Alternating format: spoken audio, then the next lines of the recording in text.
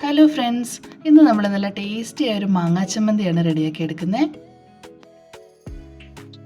നല്ല പുളിയുള്ളൊരു medium size മാങ്ങയാണ് ഇവിടെ ക്ലീൻ ചെയ്ത് വെച്ചിരിക്കുന്നത്.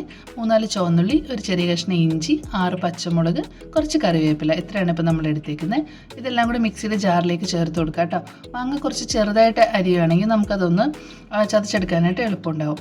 ഇതെല്ലാം കൂടി ആദ്യം തന്നെ നമ്മൾ പൾസ് മോഡിലിട്ട് മിക്സിയിലൊന്ന് ചതച്ചെടുക്കണം. അല്ലെങ്കിൽ നമ്മൾ തേങ്ങയുടെ കൂടി ഇട്ട് കഴിഞ്ഞാൽ ഇതൊന്നും അരയില്ല കേട്ടോ. ലാസ്റ്റ് ഇങ്ങനെ കട്ട കട്ട പോലെ കിടക്കുകയെ. അപ്പോൾ അതുകൊണ്ട് ആദ്യം തന്നെ ചതച്ചെടുത്തിട്ട് വേണം നമുക്ക് തേങ്ങ ചേർത്ത് കൊടുക്കാനായിട്ട്. ചമ്മന്തിയൊക്കെ നമ്മൾ മിക്സിയിൽ റെഡിയാക്കി എടുക്കുമ്പോൾ ഒരിക്കലും പേസ്റ്റ് പോലെ അരച്ചെടുക്കരുത്, ചതയ്ക്കാനേ പാടുള്ളൂ. അതിലേക്ക് നമുക്ക് ഇപ്പോൾ തേങ്ങ ചേർത്ത് കൊടുക്കുക. 1 കപ്പ് ചെറിയ തേങ്ങയാണിത്.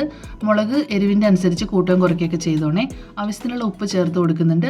വെള്ളം ഒട്ടും തന്നെ ചേർക്കേണ്ട ആവശ്യമില്ല കേട്ടോ. അങ്ങനെ നല്ല അടിപൊളി ടേസ്റ്റുള്ളൊരു മാങ്ങ ചമ്മന്തി വളരെ എളുപ്പത്തിൽ നമ്മൾ റെഡിയാക്കി എടുത്തിട്ടുണ്ട്.